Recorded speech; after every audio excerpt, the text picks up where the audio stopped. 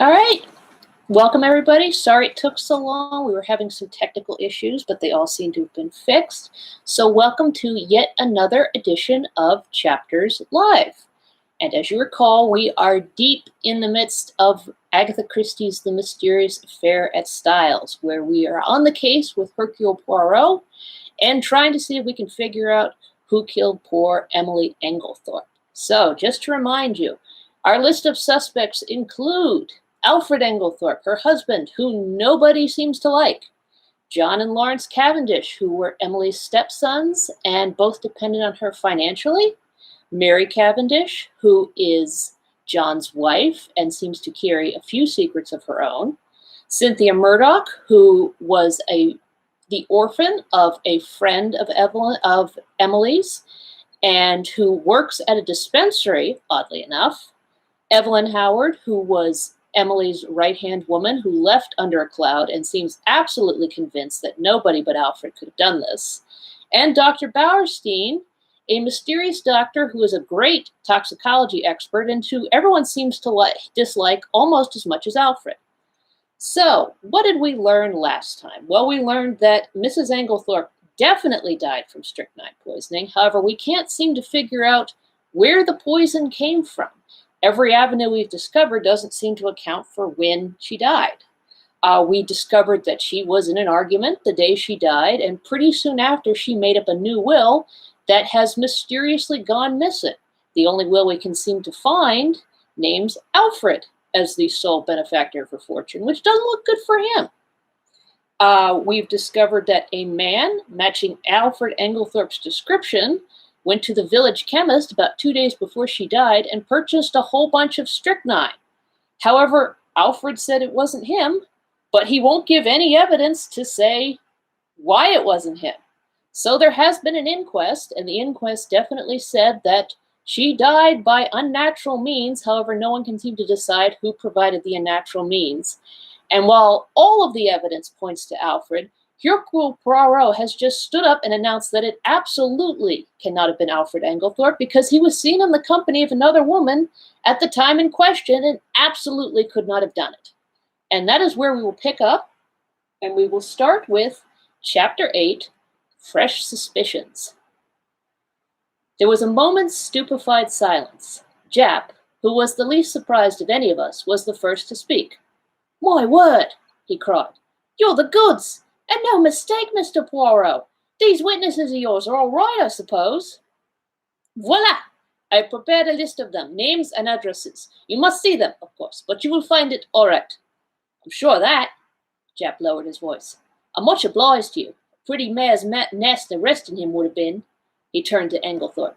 "But, you'll excuse me, sir, why couldn't you say all this at the inquest?" "I will tell you why," interrupted Poirot.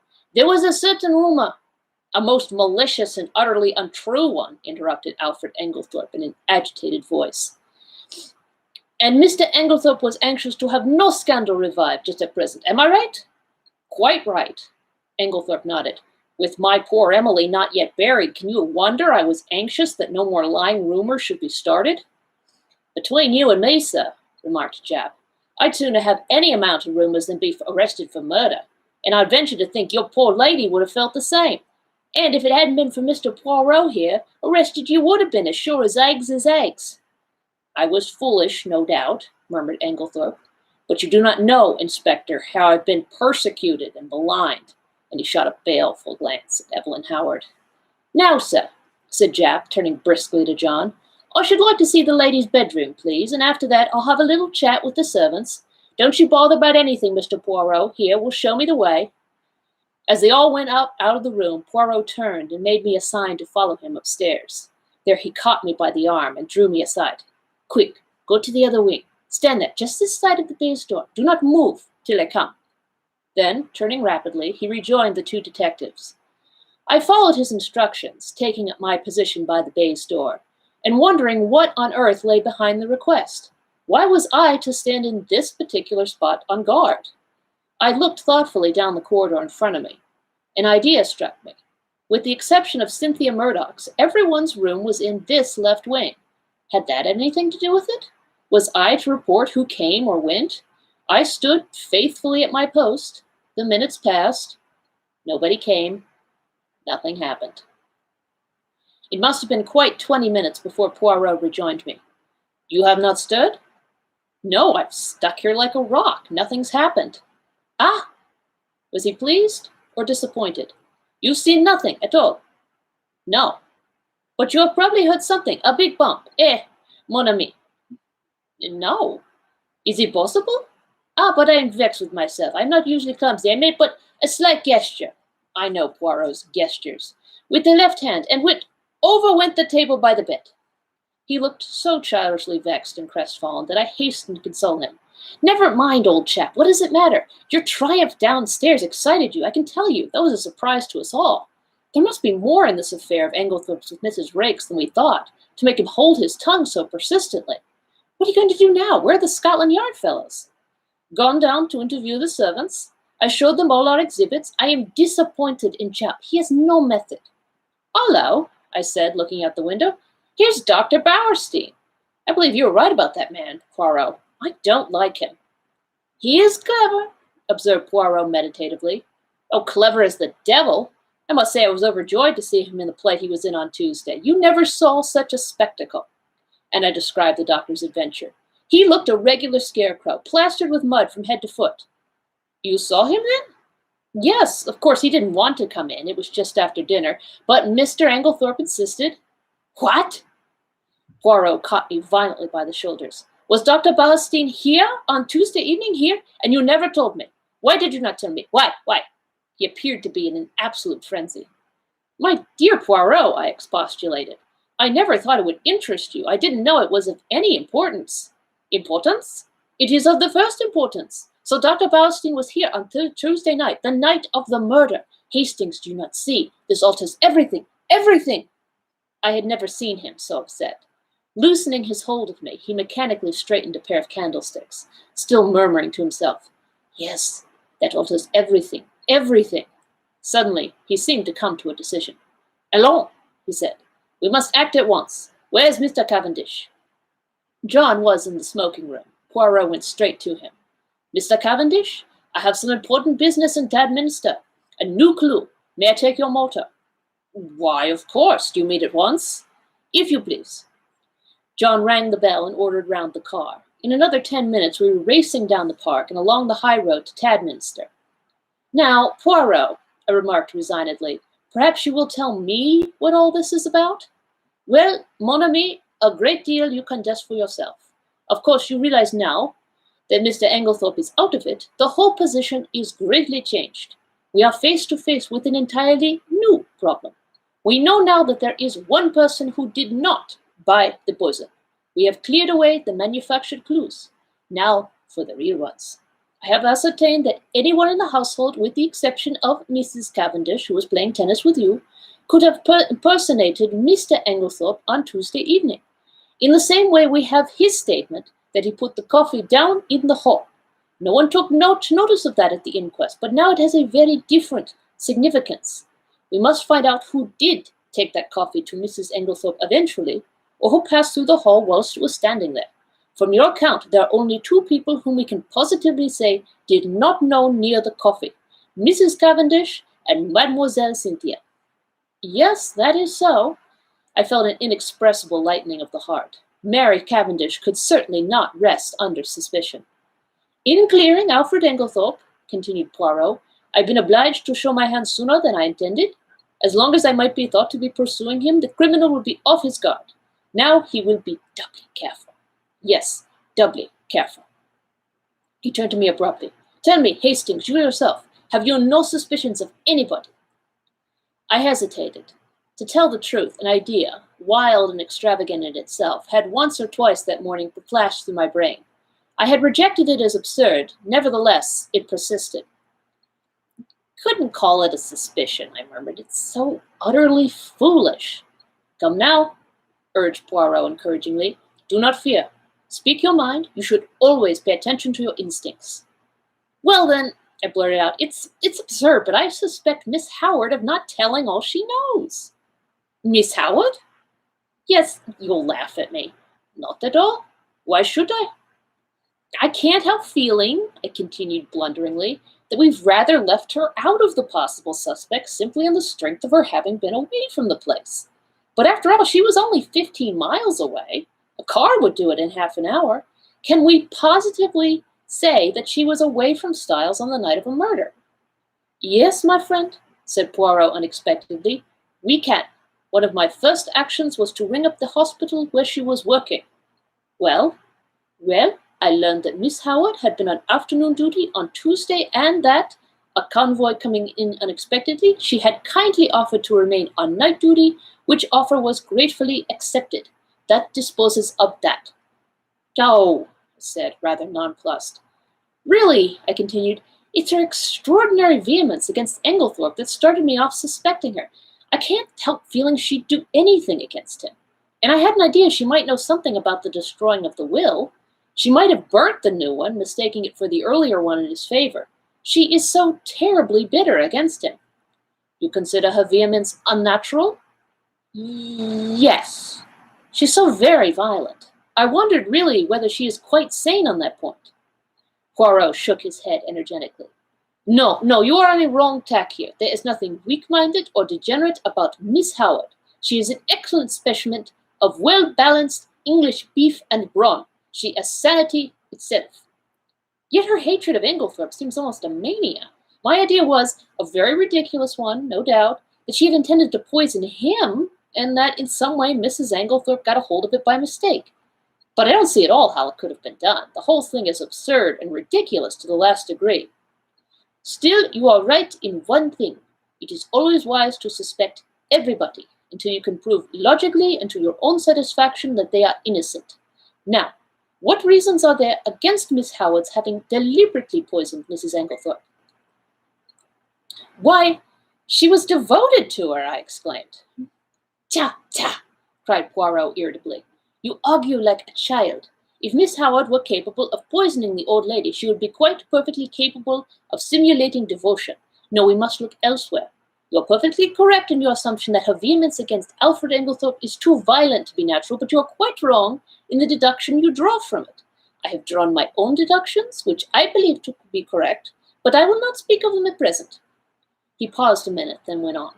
Now, to my way of thinking, there is one insuperable objection to Miss Howard's being the murderess, and that is, that in no possible way could Mrs. Englethorpe's death benefit Miss Howard. Now, there is no murder without a motive. I reflected. Could not Mrs. Englethorpe have made a will in her favor? Poirot shook his head. But you yourself suggested that possibility to Mr. Wells. Poirot smiled. That was for a reason. I did not want to mention the name of the person who was actually in my mind. Miss Howard occupied very much the same position, so I used her name instead. Still, Mrs. Englethorpe might have done so. Why, that will made on the afternoon of her death may... Well, Poirot's shake of the head was so energetic that I stopped. No, my friend, I have certain little ideas of my own about that will, but I can tell you this much. It was not in Miss Howard's favor. I accepted his assurance, though I did not really see how he could be so positive about the matter. Well, I said, with a sigh, we will acquit Miss Howard, then. It is partly your fault that I ever came to suspect her. It was what you said about her evidence at the inquest that set me off. Poirot looked puzzled. What did I say about her evidence at the inquest? Don't you remember when I cited her and John Cavendish as being above suspicion? Oh, yes. He seemed a little confused, but recovered himself. By the way, Hastings, there is something I want you to do for me. Certainly, what is it? Next time you happen to be alone with Lawrence Cavendish, I want you to say this to him. I have a message to you from Poirot.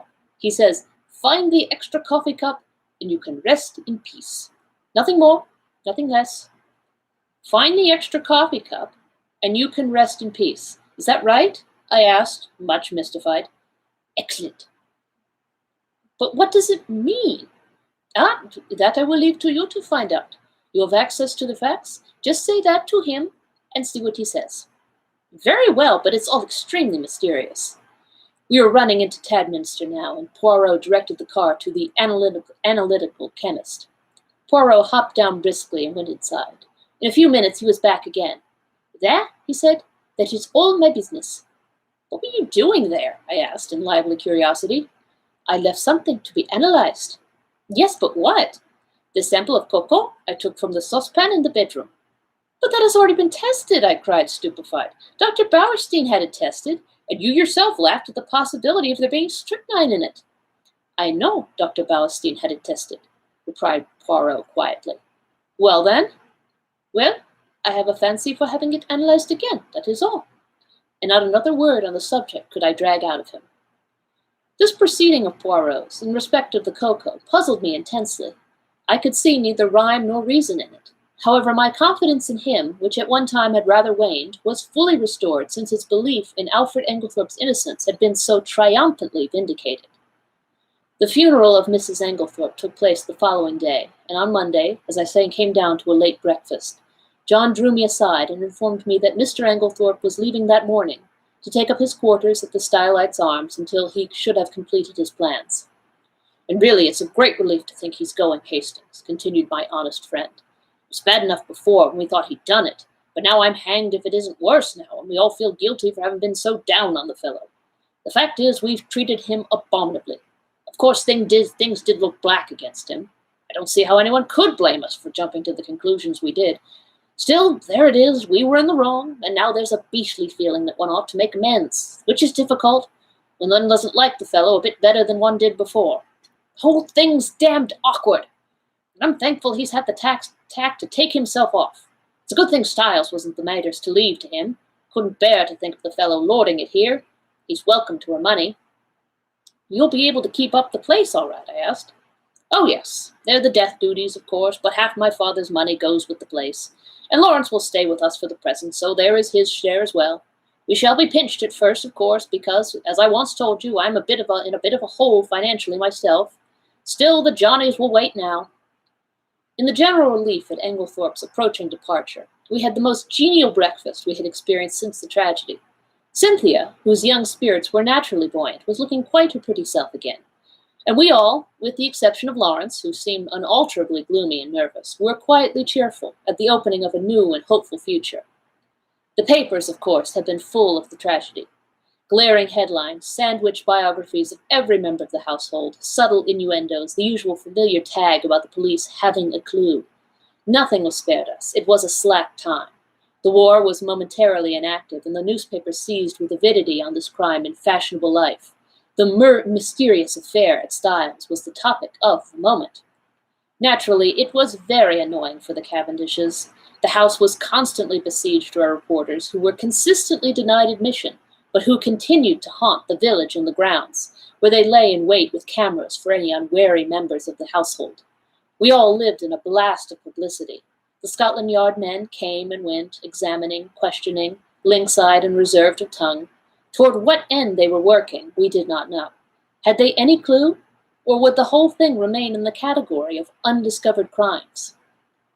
After breakfast, Dorcas came up to me rather mysteriously and asked if she might have a few words with me. Certainly. What is it, Dorcas? Well, it's just this, sir. You will be seeing the Belgian gentleman today, perhaps? I nodded. Well, sir, you know how he asked me so particular if the mistress or anyone else had a green dress? Yes, you have found one. No, not that, sir, but since then I've remembered what the young gentleman, John and Lawrence were still the young gentleman to Dorcas, called the dressing-up box. It's up in the front attic, sir, a great chest full of old clothes and fancy dresses and whatnot. And it came to me sudden like that there might be a green dress amongst them. So if you'll tell the Belgian gentleman, I will tell him, Dorcas, I promised. Thank you, sir. A very nice gentleman he is, sir, and quite a different class from them two detectives from London what goes prying about and asking questions. I don't hold with foreigners as a rule, but from what the newspapers say, I make out as how these brave Belgians isn't the ordinary run of foreigners, and certainly he's a most polite-spoken gentleman. Dear old Dorcas. As she stood there with her honest face upturned to mine, I thought what a fine specimen she was of the old-fashioned servant that is so fast dying out. I thought I might as well go down to the village at once and look up Poirot, but I met him halfway, coming up to the house, and at once gave him Dorcas's message. Ah, the brave Dorcas! We will look at the chest, although, what no matter, we will examine it all the same. We entered the house by one of the windows. There was no one in the hall, and we went straight up to the attic. Sure enough, there was the chest, a fine old piece, all studded with brass nails, and full to overflowing with every imaginable type of garment. Poirot bundled everything out on the floor with scant ceremony. There were one or two green fabrics of varying shades, but Poirot shook his head over them all. He seemed somewhat apathetic in the search, as though he expected no great results from it. Suddenly he gave an exclamation. "What is it?" "Look!" The chest was nearly empty, and there, reposing right at the bottom, was a magnificent black beard. "Oho!" said Poirot. "Oho!" He turned it over in his hands, examining it closely. "New," he remarked. "Yes, quite new." After a moment's hesitation, he replaced it in the chest, heaped all the other things on top of it as before, and made his way briskly downstairs. He went straight to the pantry, where we found Dorcas busily polishing her silver. Poirot wished her good morning with Gaelic politeness, and went on. "We have been looking through that chest, Dorcas. I am much obliged to you for mentioning it. There is, indeed, a fine collection there. Are they often used, may I ask?" "Well, sir, not very often nowadays, although from time to time we do have what the young gentlemen call a dress-up night, and very funny it is sometimes. Mr. Lawrence, he's wonderful, most comic. I shall never forget the night he came down as the Tsar of Persia. I think he called it, a sort of Eastern king it was. He had the big paper knife in his hand, and 'Mind, Dorcas,' he says, 'you'll have to be very respectful. This is my specially sharpened scimitar, and I'll be off with your head if I'm at all displeased with you.' Miss Cynthia, she was what they call an Apache, or some such name, a Frenchified sort of cutthroat, I take it to be. A real sight she looked. You never believed a pretty young lady like that could have made herself into such a ruffian. Nobody would have known her." "These evenings must have been great fun," said Poirot genially. "I suppose Mr. Lawrence wore that fine black beard in the chest upstairs when he was Shah of Persia." "He did have a beard, sir," replied Dorcas, smiling, "and well I know it, for he borrowed 2 skeins of my black wool to make it with, and I'm sure it looked wonderfully natural at a distance. I didn't know as there was a beard up there at all. It must have been got quite lately, I think. There was a red wig, I know, but nothing else in the way of hair. Burnt corks they use mostly, though 'tis messy giving it off again. Miss Cynthia did once, and oh, the trouble she had." "So Dorcas knows nothing about that black beard," said Poirot thoughtfully, as we walked out into the hall again. "Do you think it is the one?" I whispered eagerly. Poirot nodded. "I do. You noticed it had been trimmed?" "No." "Yes. It was cut exactly the shape of Mr. Englethorpe's, and I found 1 or 2 snipped hairs. Hastings, this affair is very deep." "Who put it in the chest, I wonder?" "Someone with a good deal of intelligence," remarked Poirot dryly. "You realize that he chose the one place in the house to hide it where its presence would not be remarked. Yes, he is intelligent, but we must be more intelligent. We must be so intelligent that he does not suspect us of being intelligent at all." I acquiesced. "There, mon ami, you will be of great assistance to me." I was pleased with the compliment. There had been times when I hardly thought that Poirot appreciated me at my true worth. "Yes," he continued, staring at me thoughtfully, "you will be invaluable." This was naturally gratifying, but Poirot's next words were not so welcome. "I must have an ally in the house," he observed reflectively. "You have me," I protested. "True, but you are not sufficient." I was hurt, and I showed it. Poirot hurried to explain himself. "You do not quite take my meaning. You are known to be working with me. I want somebody who is not associated with us in any way." "Oh, I see. How about John?" "No, I think not." "The dear fellow isn't perhaps very bright," I said thoughtfully. "Here comes Miss Howard," said Poirot suddenly. "She is the very person. But I am in her black book since I cleared Mr. Englethorpe. Still, we can but try." With a nod that was barely civil, Miss Howard assented to Poirot's request for a few minutes' conversation. We went into the little morning room, and Poirot closed the door. "Well, Mr. Poirot," said Miss Howard impatiently, "what is it? Out with it. I'm busy." "Do you remember, mademoiselle, that I once asked you to help me?" "Yes, I do." The lady nodded. "And I told you I'd help you with pleasure. To hang Alfred Englethorpe." "Ah!" Poirot studied her seriously. "Miss Howard, I will ask you one question. I beg of you to reply to it truthfully."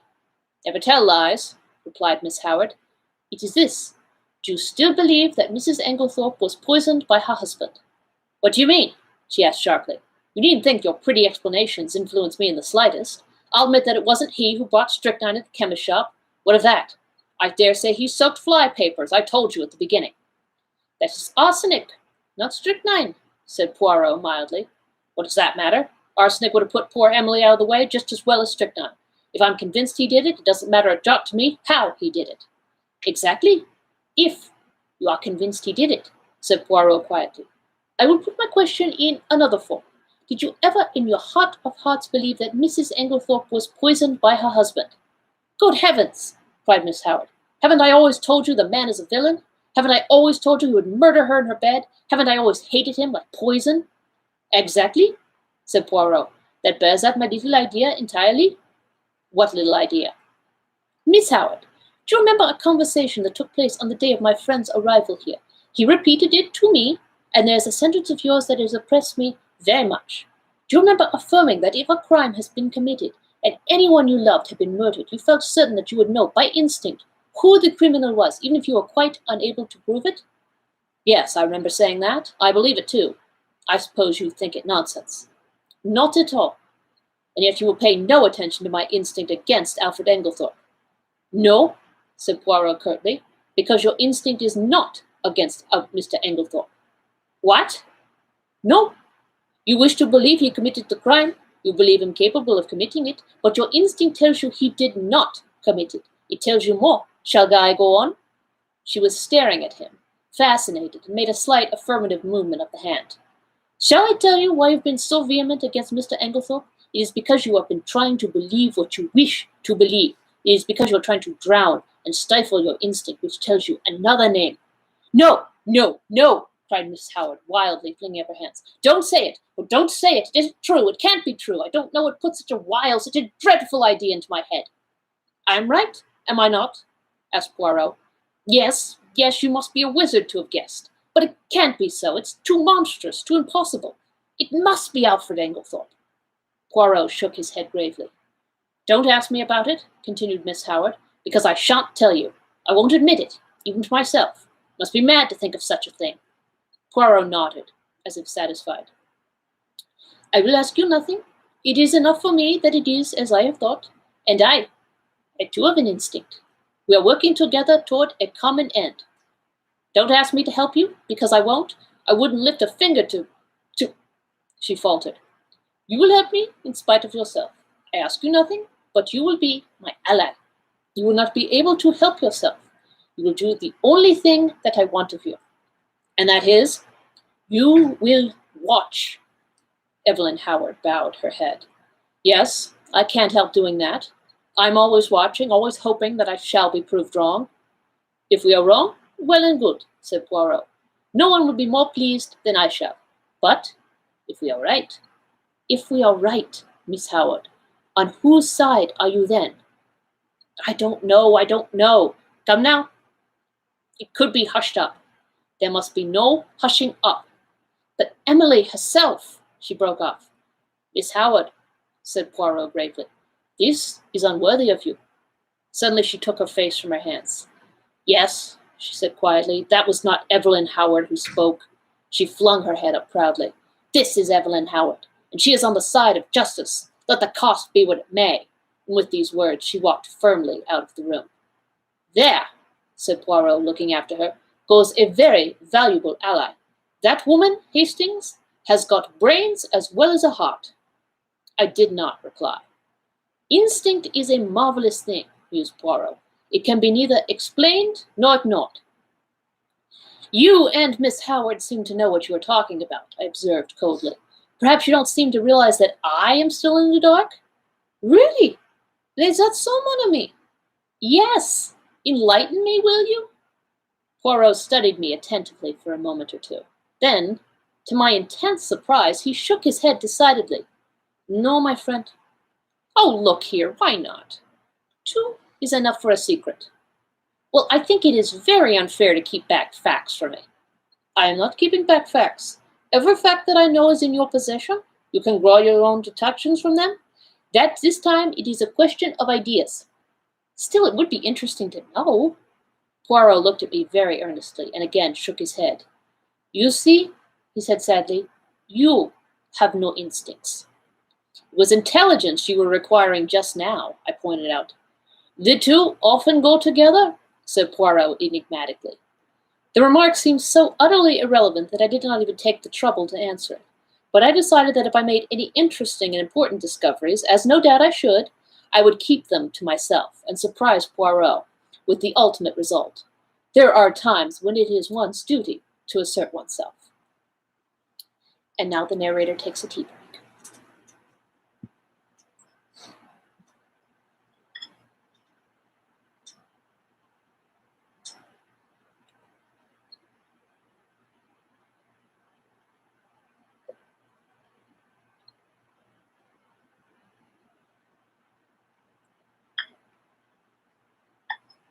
And with some sips of lovely green tea, we will start in on Chapter 9, Dr. Bauerstein. I had had no opportunity as yet of passing on Poirot's message to Lawrence. But now, as I strolled out on the lawn, still nursing a grudge against my friend's high-handedness, I saw Lawrence on the croquet lawn, aimlessly knocking a couple of very ancient balls about with a still more ancient mallet. It struck me that it would be a good opportunity to deliver my message. Otherwise, Poirot himself might relieve me of it. It was true that I did not quite gather its purport, but I flattered myself that by Lawrence's reply, and perhaps a little skillful cross-examination on my part, I should soon perceive its significance. Accordingly, I accosted him. "I've been looking for you," I remarked untruthfully. "Have you?" "Yes, the truth is I've got a message for you, from Poirot." "Yes?" "He told me to wait until I was alone with you," I said, dropping my voice significantly and watching him intently out of the corner of my eye. "I have always been rather good at what is called, I believe, creating an atmosphere." "Well?" There was no change of expression in the dark, melancholic face. Had he any idea of what I was about to say? "This is the message." I dropped my voice still lower. "Find the extra coffee cup, and you can rest in peace." "What on earth does that mean?" Lawrence stared at me in quite unaffected astonishment. "Don't you know?" "Not in the least, do you?" I was compelled to shake my head. "What extra coffee cup?" "I don't know." "He'd better ask Dorcas or one of the maids if he wants to know about coffee cups. It's their business, not mine. I don't know anything about the coffee cups except that we've got some that are never used, which is a perfect dream. Old Worcester. You're not a connoisseur, are you, Hastings?" I shook my head. "You miss a lot. A really perfect bit of old china. It's pure delight to handle it or even to look at it." "Well, what am I to tell Poirot?" "Tell him I don't know what he's talking about. It's double Dutch to me." "All right." I was moving off toward the house again when he suddenly called me back. "I say, what was the end of that message? Say it over again, will you?" "Find the extra coffee cup, and you can rest in peace." "Are you sure you don't know what it means?" I asked him earnestly. He shook his head. "No," he said musingly, "I don't. I wish I did." The boom of the gong sounded from the house, and we went in together. Poirot had been asked by John to remain to lunch, and was already seated at the table.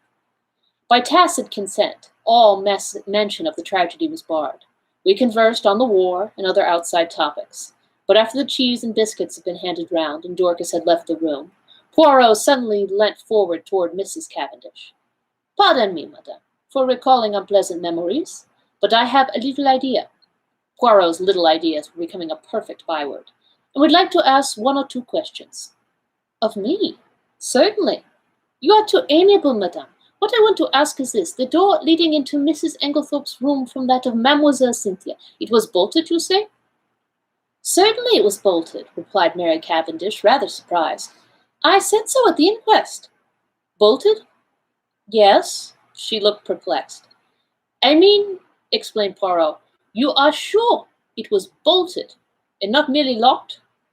"Oh, I see what you mean. No, I don't know. I said bolted, meaning that it was fastened, and I could not open it, but I believe all the doors were found bolted on the inside." "Still, as far as you are concerned, the door might equally well have been locked." "Oh, yes." "You yourself did not happen to notice, madame, when you entered Mrs. Englethorpe's room, whether the door was bolted or not?" I believe it was." "But you did not see it?" "No, I never looked." "But I did," interrupted Lawrence suddenly. "I happened to notice that it was bolted." "Ah, that settles it?" And Poirot looked crestfallen. I could not help rejoicing that for once one of his little ideas had come to naught. After lunch, Poirot begged me to accompany him home. I consented rather stiffly. "You are annoyed, is it not so?" he asked anxiously as we walked through the park. "Not at all," I said coldly. "That is well. That lifts a great load from my mind." This was not quite what I had intended. I had hoped that he would observe the stiffness of my manner. Still, the fervor of his words went toward the appeasing of my just displeasure. I thought. "I gave Lawrence your message," I said. "And what did he say? He was entirely puzzled?" "Yes, I'm quite sure he had no idea of what you meant." I had expected Poirot to be disappointed, but to my surprise he replied that that was as he had thought, and that he was very glad. My pride forbade me to ask any questions. Poirot switched off on another tack. "Mademoiselle Cynthia was not at lunch today. How was that?" "She's at the hospital again. She resumed work today." "Ah, she is an industrious little demoiselle. And pretty, too. She is like pictures I have seen in Italy. I would rather like to see that dispensary of hers. Do you think you will show it to me?" "I'm sure she would be delighted at it. It's an interesting little place." "Does she go there every day?" "She has all Wednesdays off, and comes back to lunch on Saturdays. Those are her only times off." "I will remember. Women are doing great work nowadays, and Mademoiselle Cynthia is clever. Oh, yes, she has brains, that little one." "Yes, I believe she has passed quite a stiff exam." "Without doubt. After all, it is very responsible work. I suppose they have very strong poisons there." "Yes, she showed them to us. They're kept locked up in a little cupboard. I believe they have to be very careful. They always take out the key before leaving the room." "Indeed? It is near the window, this cupboard." "No, right the other side of the room. Why?" Poirot shrugged his shoulders. "I wondered. That is all. Will you come in?" We had reached the cottage. "No, I think I'll be getting back. I shall go round the long way through the woods." The woods round Styles were very beautiful. After the walk across the open park, it was pleasant to saunter lazily through the cool glades. There was hardly a breath of wind. The very chirp of the birds was faint and subdued. I strolled on a little way and finally flung myself down at the foot of a grand old beech tree. My thoughts of mankind were kindly and charitable. I even forgave Poirot for his absurd secrecy. In fact, I was at peace with the world. Then I yawned. I thought about the crime, and it struck me as being very unreal and far off. I yawned again. Probably, I thought, it had never really happened. Of course it was all a bad dream. The truth of the matter was that it was Lawrence who had murdered Alfred Englethorpe with a croquet mallet. But it was absurd of John to make such a fuss about it and go shouting out, "I tell you I won't have it." I woke up with a start. At once I realized that I was in a very awkward predicament. For, about 12 feet away from me, John and Mary Cavendish were standing facing each other, and they were evidently quarreling. And, quite as evidently, they were unaware of my vicinity, for before I could move or speak, John repeated the words which had aroused me from my dream. "I tell you, Mary, I won't have it." Mary's voice came, cool and liquid. "Have you any right to criticize my actions?" "It will be the talk of the village. My mother was only buried on Saturday, and here you are gadding about with that fellow." "Oh," she shrugged her shoulders. "If only it was only village gossip that you mind." "But it isn't. I've had enough of the fellow hanging about. He's a Polish Jew, anyway." "A tinge of Jewish blood is not a bad thing. It leavens the," she looked at him, "stolid stupidity of the ordinary Englishman." Fire in her eyes, ice in her voice. I did not wonder that the blood rose to John's face in a crimson tide. "Mary!" "Well?" Her tone did not change. The pleading died out of his voice. "Am I to understand that you will continue to see Bowerstein against my express wishes?" "If I choose." "You defy me?" "No, but I deny your right to criticize my actions. Have you no friends of whom I should disapprove?" John fell back a pace. Color ebbed slowly from his face. "What do you mean?" he said in an unsteady voice. "You see," said Mary quietly, "you do see, don't you, that you have no right to dictate to me as to the choice of my friends." John glanced at her pleadingly, a stricken look on his face. "No right? Have I no right, Mary?" he said unsteadily. He stretched out his hands. "Mary!" For a moment I thought she wavered. A softer expression came over her face, then suddenly she turned almost fiercely away. "None!" She was walking away when John sprang after her and caught her by the arm. "Mary!" His voice was very quiet now. "Are you in love with this fellow Bowerstein?" She hesitated, and suddenly there swept across her face a strange expression, old as the hills, yet with something eternally young about it. So might some Egyptian sphinx have smiled. She freed herself quietly from his arm and spoke over her shoulder. "Perhaps," she said, and then swiftly passed out of the little glade, leaving John standing there as though he had been turned to stone. Rather ostentatiously, I stepped forward, cracking some dead branches with my feet as I did so. John turned. Luckily, he took it for granted that I had only just come upon the scene. "Hello, Hastings. Have you seen the little fellow safely back to his cottage? Quaint little chap. Is he any good, though, really?" "He was considered one of the finest detectives in his day." "Oh, well, I suppose there must be something in it, then. What a rotten world it is, though." "You find it so?" I asked. "Good Lord, yes. There's this terrible business to start with. Scotland Yard men in and out of the house like a jack-in-the-box. Never know where they won't turn up next. Screaming headlines in every paper in the country. Damn all journalists, I say. Do you know there was a whole crowd staring in at the lodge gates this morning? Sort of Madame Tussauds Chamber of Horrors business that's been seen for nothing. Pretty thick, isn't it?" "Cheer up, John," I said soothingly. "It can't last forever." "Can't it, though? It can last long enough for us never to be able to hold up our heads again." No, you're getting morbid on the subject." "Enough to make a man morbid to be stalked by beastly journalists and stared at by gaping, moon-faced idiots wherever he goes. But there's worse than that." "What?" John lowered his voice. "Have you thought? Hastings, it's a nightmare to me. Who did it? I can't help feeling sometimes it must have been an accident, because who could have done it? Now Anglethorpe's out of the way, there's no one else, except one of us." "Yes, indeed, that was nightmare enough for any man. One of us? Yes, surely it must be so, unless—" A new idea suggested itself to my mind. Rapidly I considered it. The light increased. Poirot's mysterious doings, his hints, they all fitted in. Fool that I was not to have thought of this possibility before, and what a relief for us all. "No, John," I said, "it isn't one of us. How could it be?" "I know, but still, who else is there?" "Can't you guess?" "No." I looked cautiously round and lowered my voice. "Dr. Bowerstein," I whispered. "Impossible." "Not at all. But what earthly interest do we have in my mother's death?" "That I don't see," I confessed, "but I'll tell you this, Poirot thinks so." "Poirot? Does he? How do you know?" I told him of Poirot's intense excitement on hearing that Dr. Bowerstein had been at Styles on the fatal night, and added, "He said twice, 'That alters everything.'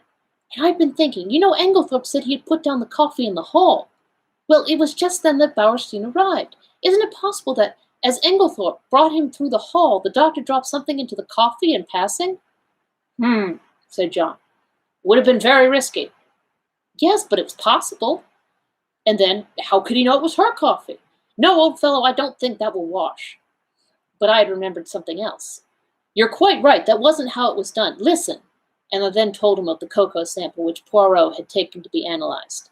John interrupted just as I had done. "But look here, Bowerstein has had it analyzed already?" Yes, that's the point. I didn't see it either until now. Don't you understand? Bowerstein had it analyzed. That's just it.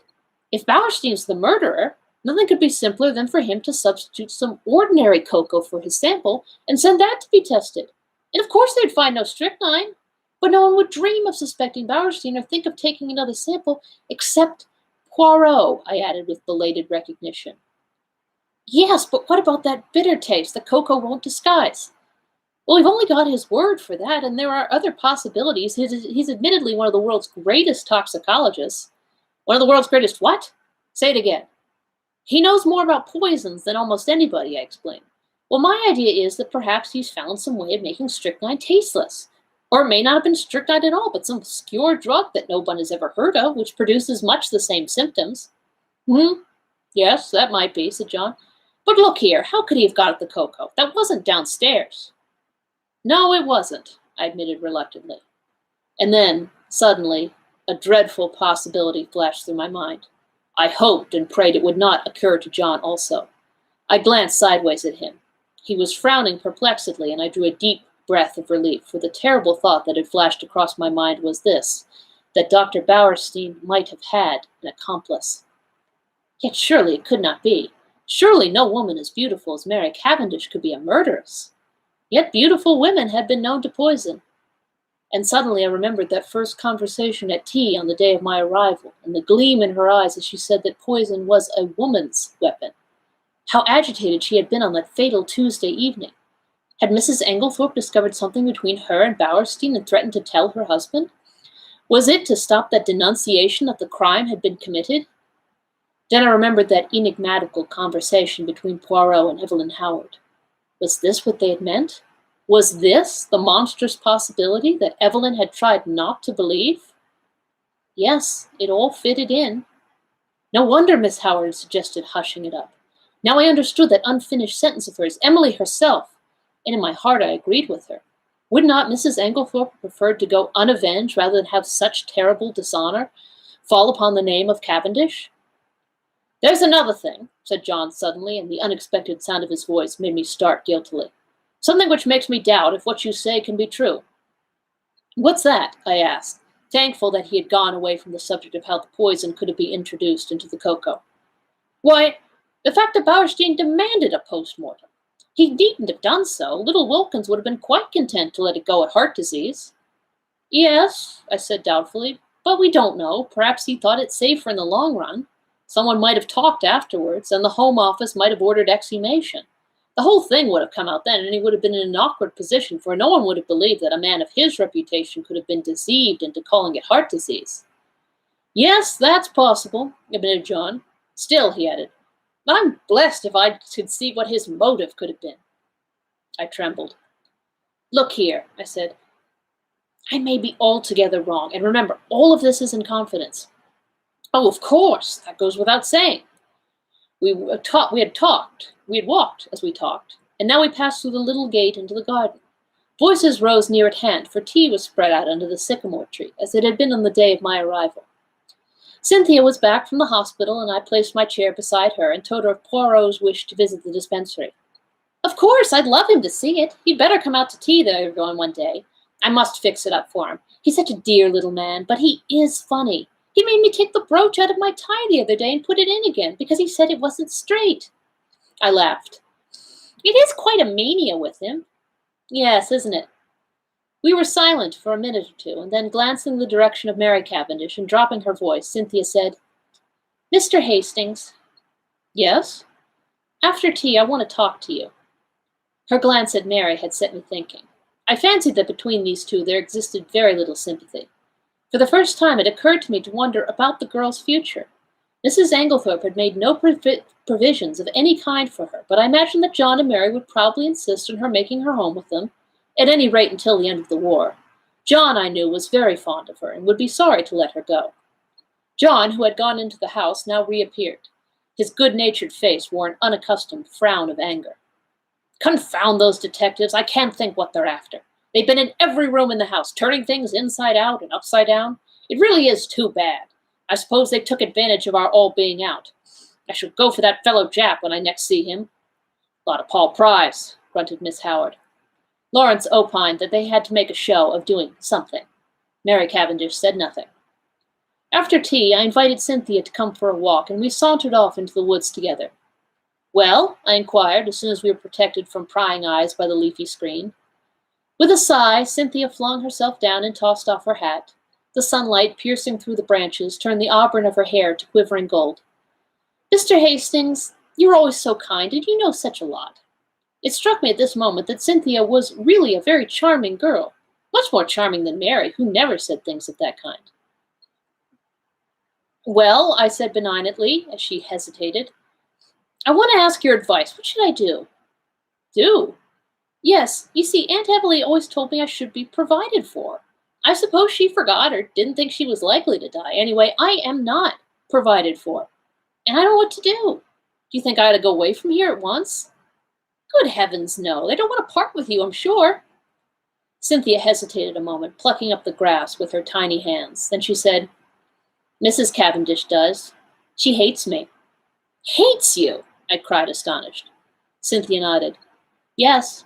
I don't know why, but she can't bear me, and he can't either. There, I know you're wrong, I said warmly. On the contrary, John is very fond of you.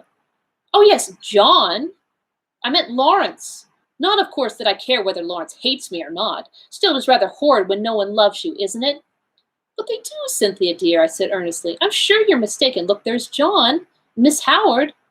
Cynthia nodded rather gloomily. Yes, John likes me, I think, and of course Evie, for all her gruff ways, wouldn't be unkind to a fly.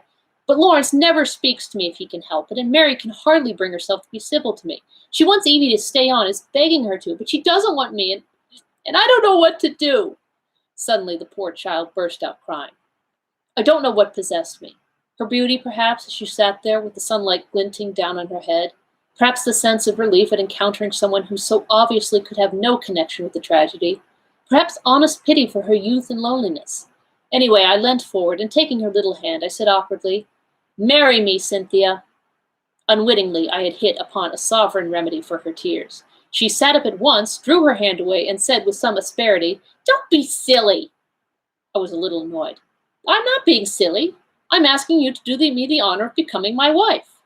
To my intense surprise, Cynthia burst out laughing and called me a funny dear. "It's perfectly sweet of you," she said, "but you know you don't want to." "Yes, I do. Never mind what you've got. You don't really want to, and I don't either." "Well, of course, that settles it," I said stiffly, "but I don't see anything to laugh at. There's nothing funny about a proposal." "No, indeed," said Cynthia. "Somebody might accept you next time. Goodbye, you've cheered me up very much." And with a final uncontrollable burst of merriment, she vanished through the trees. Thinking over the interview, it struck me as being profoundly unsatisfactory. It occurred to me that I would go down to the village and look up Bowerstein. Somebody ought to be keeping an eye on the fellow. At the same time, it would be wise to allay any suspicions he might have as to his being suspected. I remembered how Poirot had replied on my diplomacy. Accordingly, I went to the little house with the apartments card inserted in the window, where I knew he lodged, and tapped on the door. An old woman came and opened it. "Good afternoon," I said pleasantly. "Is Dr. Bowerstein in?" She stared at me. "Haven't you heard?" "Heard what?" "About him." "What about him?" "He's took." "Took? Dead?" "No, took by the police." "By the police?" I gasped. "You mean they've arrested him?" "Yes, that's it." I waited to hear no more, but tore up the village to find Poirot. And now the narrator takes another tea break. Talk amongst yourselves.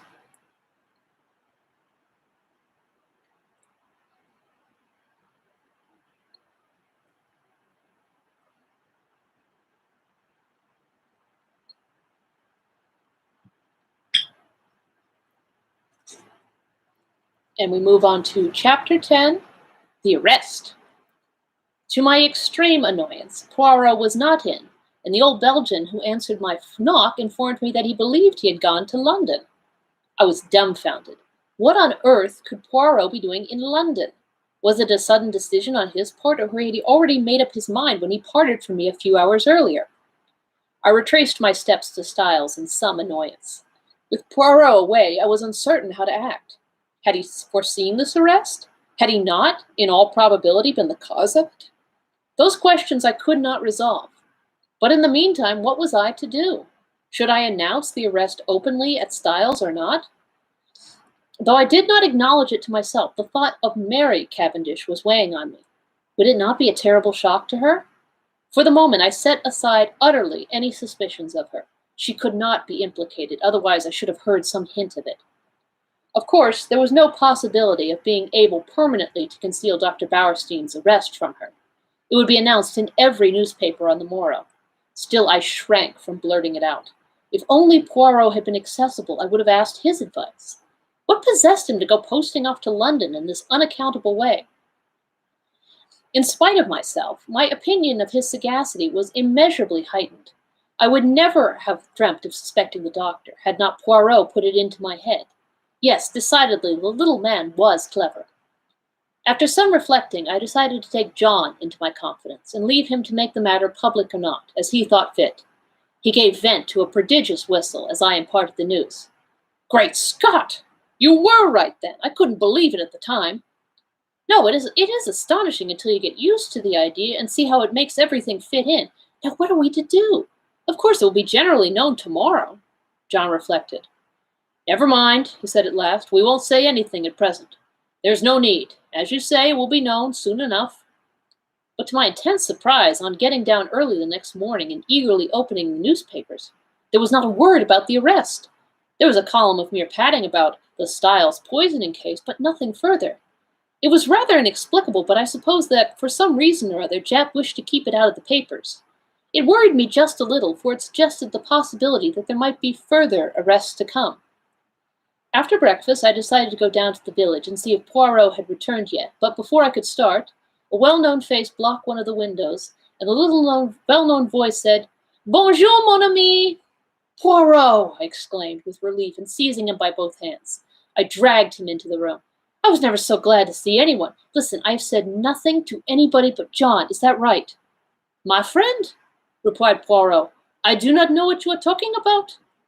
"Dr. Bauerstein's arrest, of course," I answered impatiently. "Is Bauerstein arrested, then?" "Did you not know it?" "Not in the least in the world." But, pausing a moment, he added, "Still, it does not surprise me. After all, we are only 4 miles from the coast." "The coast?" I asked, surprised. "What has that got to do with it?" Poirot shrugged his shoulders. "Surely it is obvious." "Not to me. No doubt I am very dense, but I cannot see what the proximity of the coast has got to do with the murder of Mrs. Englethorpe." "Nothing of all, of course," replied Poirot, smiling. "But we were speaking of the arrest of Dr. Bauerstein." "Well, he is arrested for the murder of Mrs. Englethorpe." "What?" cried Poirot in apparently lively astonishment. "Dr. Bauerstein arrested for the murder of Mrs. Englethorpe?" "Yes." "Impossible. That would be too good a farce. Who told you that, my friend?" "Well, no one exactly told me, I confess, but he is arrested." "Oh, yes, very likely, but for espionage, mon ami." "Espionage," I gasped. "Precisely." "Not for poisoning Mrs. Englethorpe?" "Not unless our friend Jacques has taken leave of his senses," replied Poirot placidly. But I thought you thought so too." Poirot gave me one look which conveyed a wondering pity and his full sense of the utter absurdity of such an idea. Do you mean to say," I asked, slowly adapting myself to the new idea, "that Dr. Bauerstein is a spy?" Poirot nodded. "Have you never suspected it?" "It never entered my head." "It did not strike you as peculiar that a famous London doctor should bury himself in a little village like this, and should be in the habit of walking about at all hours of the night, fully dressed?" "No," I confessed, "I never thought of such a thing." "He is, of course, a German by birth," said Poirot thoughtfully, "though he has practiced so long in this country that nobody thinks of him as anything but an Englishman. He was naturalized about 15 years ago. A very clever man, a Jew, of course." "The blackguard!" I cried indignantly. "Not at all. He is, on the contrary, a patriot. Think what he stands to lose. I admire the man myself."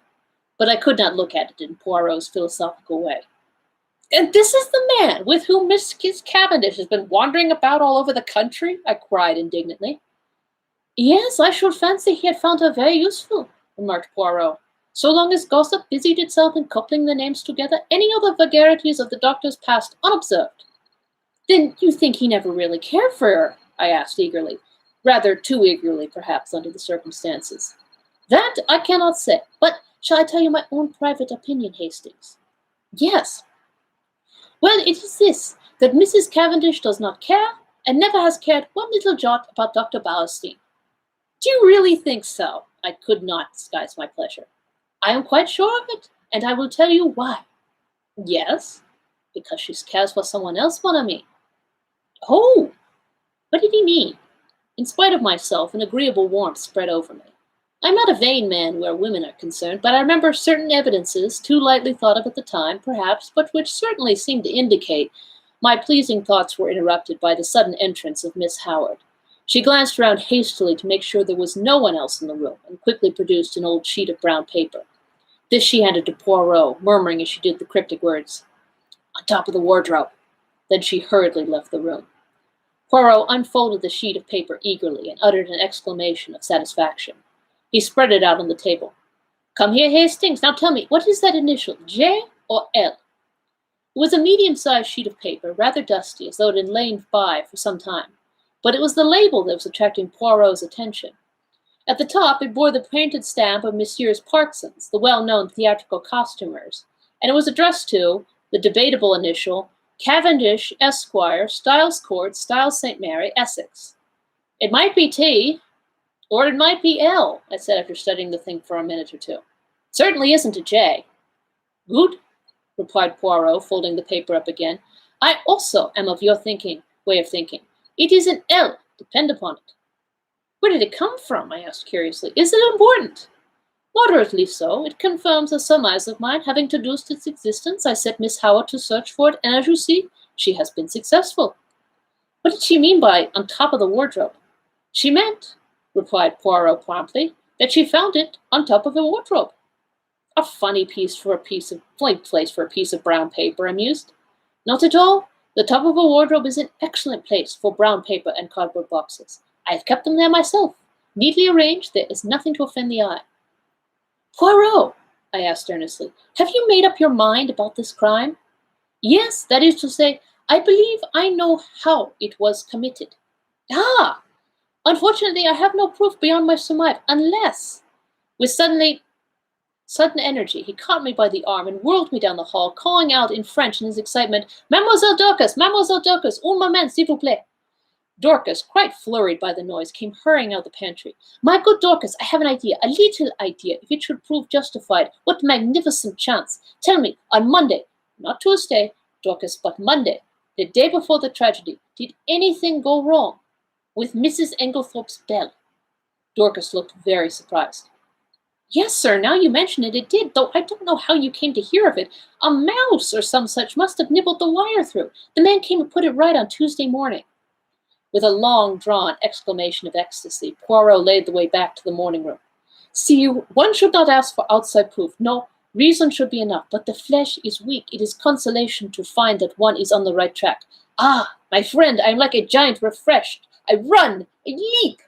And in very truth, run and leap he did, gambolling wildly down the stretch of lawn outside the long window. What is your remarkable little friend doing? Asked a voice behind me, and I turned to find Mary Cavendish at my elbow. She smiled, and so did I. What is it all about? Really, I can't tell you. He asked Dorcas some question about a bell, and appeared so delighted with her answer that he is capering about, as you see. Mary laughed. How ridiculous! He's going out of the gate. Isn't he coming back today? I don't know. I've given up trying to guess what he'll do next. Is he quite mad, Mr. Hastings? I honestly don't know. Sometimes I feel sure that he is mad as a hatter, and then just as he is at his maddest, I find there is method in his madness. I see. In spite of her laugh, Mary was looking thoughtful this morning. She seemed grave, almost sad.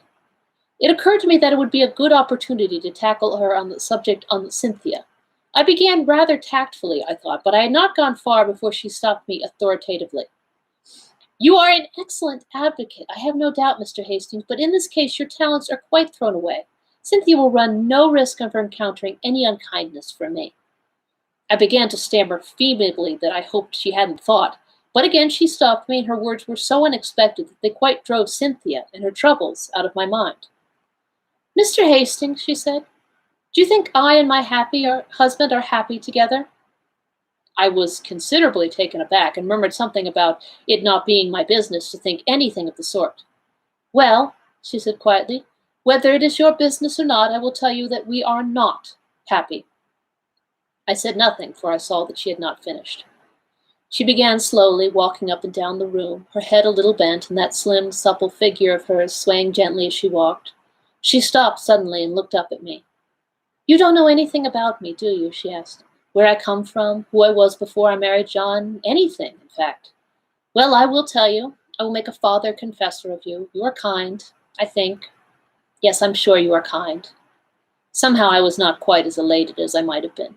I remembered that Cynthia had begun her confidences in much the same way.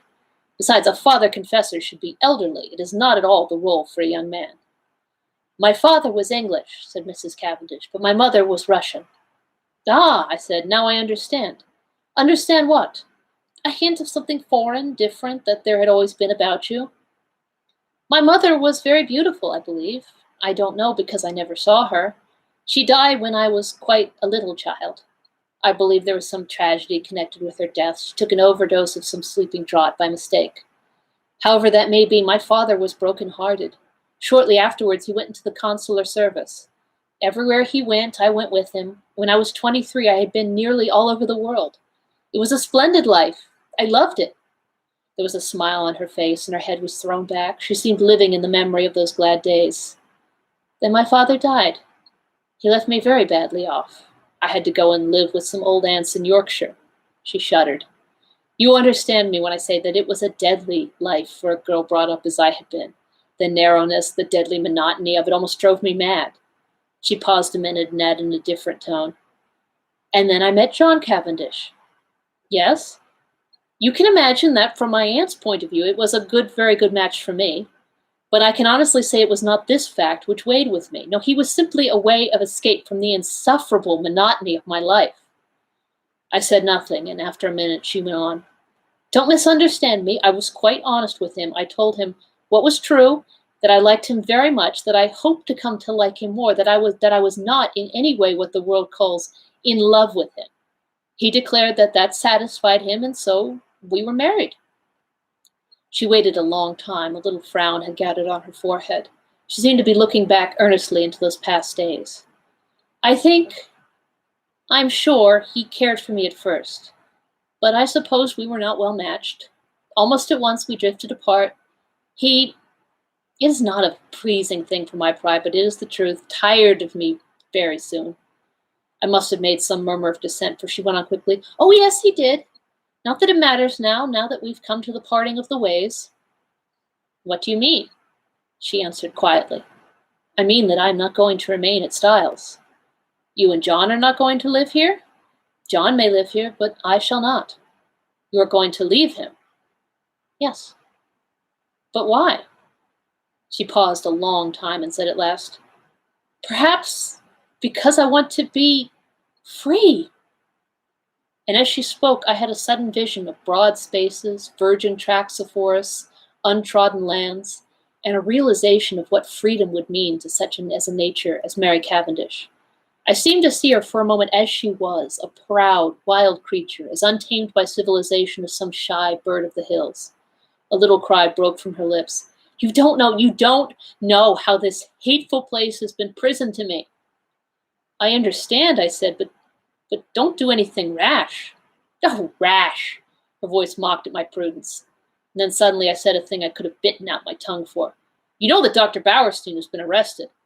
An instant coldness passed like a mask over her face, blotting out all expression. John was so kind as to break that to me this morning. Well, what do you think? I asked feebly. Of what? Of the arrest? What should I think? Apparently he is a German spy, so the gardener had told John. Her voice and face were absolutely cold and expressionless. Did she care, or did she not?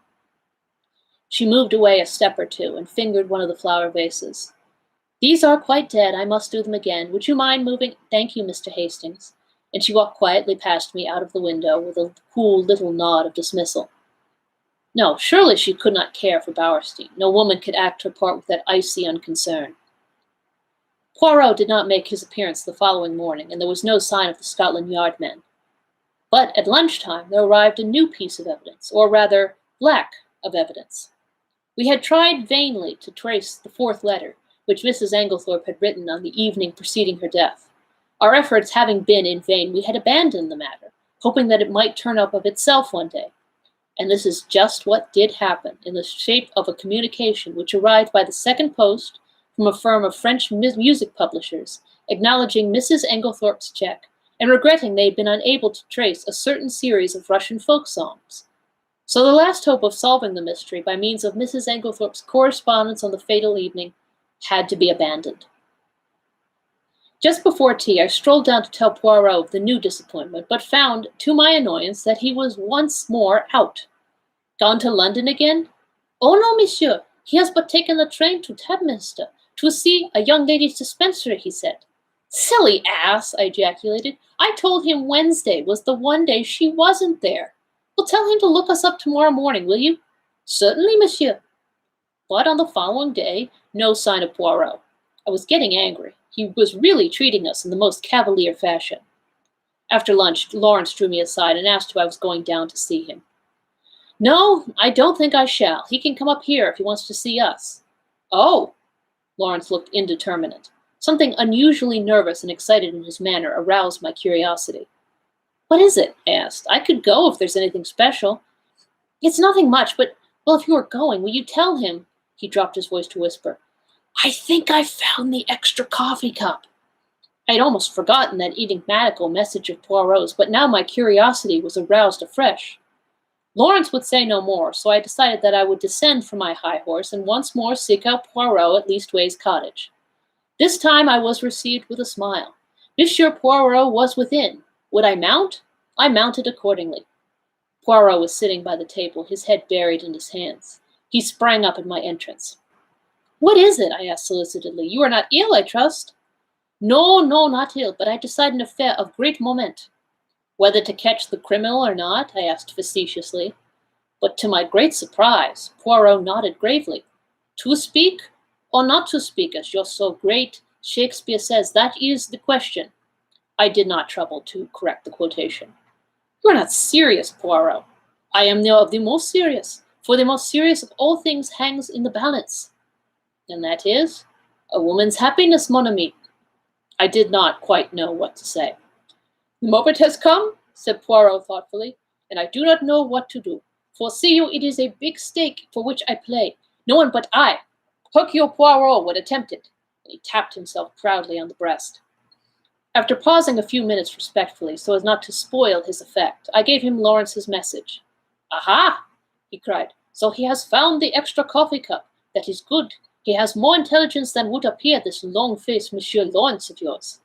I did not myself think very highly of Lawrence's intelligence, but I forebore to contradict Poirot, and gently took him to task for forgetting my instructions as to which were Cynthia's days off. It is true, I had the head of a sieve. However, the other young lady was most kind. She was sorry for my disappointment and showed me everything in the kindest way. Oh, well, that's all right then, and you must go to tea with Cynthia another day. I told him about the letter. I am sorry for that, he said. I always had hopes of that letter, but no, it was not to be. This affair must all be unravelled from within. He tapped his forehead. These little grey cells, it is up to them, as you say over here. Then, suddenly he asked, Are you a judge of finger marks, my friend? No, I said, rather surprised. I know that there are no two finger marks alike, but that's as far as my science goes. Exactly. He unlocked a little drawer and took out some photographs, which he laid on the table. I have numbered them. 1, 2, 3. Will you describe them to me? I studied the proofs attentively. All greatly magnified. I see. Number 1, I should say, are a man's fingerprint, thumb and first finger. Number 2s are ladies. They're much smaller and quite different in every way. Number 3, I paused for some time. There seem to be a lot of confused finger marks, but here, very distinctly, are number 1s. Overlapping the others? Yes. You recognize them beyond fail? Oh, yes, they're identical. Poirot nodded and, gently taking the photographs from me, locked them up again. I suppose, I said, that as usual you are not going to explain. On the contrary, number 1 were the fingerprints of Monsieur Lawrence. Number 2 were those of Mademoiselle Cynthia. They are not important. I merely obtained them for comparison. Number 3 is a little more complicated. Yes, it is, as you see, highly magnified. You may have noticed a sort of blur extending across all the picture. I will not describe to you the special apparatus, dusting powder, etc., which I use. It is a well-known process to the police, and by means of it you can obtain a photograph of the fingerprints of any object in a very short space of time. Well, my friend, you have seen the finger marks. It remains to tell you the particular object on which they have been left. Go on. I'm really excited. Eh bien? Photo number 3 represents the highly magnified surface of a tiny bottle in the top poison cupboard of the dispensary in the Red Cross Hospital at Tadminster, which sounds like the house that Jack built.